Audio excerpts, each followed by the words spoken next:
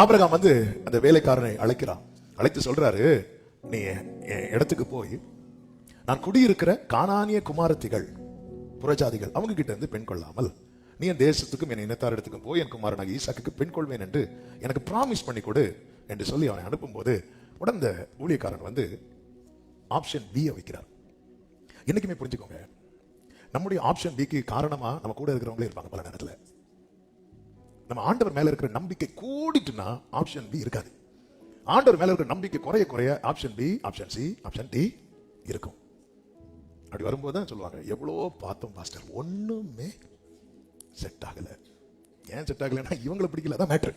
ஏதோ இவங்களுக்கு பிடிக்காதது போல இவர் எதை அறிக்கை பண்றாரு தெரியுமா? இங்க பாரு, நீ வேலைக்காரன், நான் எதுவும் நான் சொல்றதான் கேட்க. அப்படி அல்ல, அப்படி அல்ல.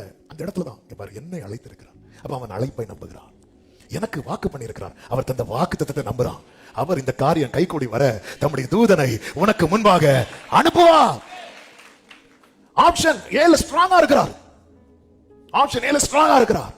கூட இருக்கிறவங்க ஆப்ஷன் டி வைக்கட்டும், ஆப்ஷன் சி வைக்கட்டும். ஆனா ஆபிரகாம் ஏல ஸ்ட்ராங்கா இருக்கிறார். அவ்வளவு நம்பிக்கை.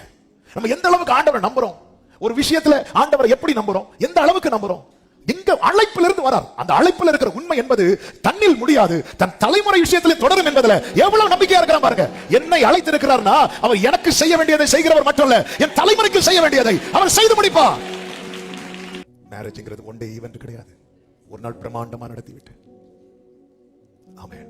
அது ஊரே பேசும், பா என்ன கல்யாணம். அதுக்கப்புறம் அந்த பிள்ளைங்க நம்ம ட்ரெஸ் கூட பார்த்து பார்த்து வாங்குறோம், ஸ்கூல் கூட பார்த்து பார்த்து சேர்க்கிறோம், காலேஜ் பார்த்து பார்த்து சேர்க்கிறோம், டியூஷன் பார்த்து பார்த்து போய் விட்டுட்டு நின்று கூட்டிட்டு வரோம். எல்லாமே பார்த்து பார்த்து பண்ணிட்டு நிறைய பேர் சில காரியத்தை அவங்கள்ட்ட அவ்வளவு சொத்து இருக்கு, இவ்வளவு பணம் இருக்கு, ஆமே இவ்வளவு அது இருக்கு இது இருக்கு. அவங்க ரட்சிக்கப்பட்டிருக்கிறாங்களா?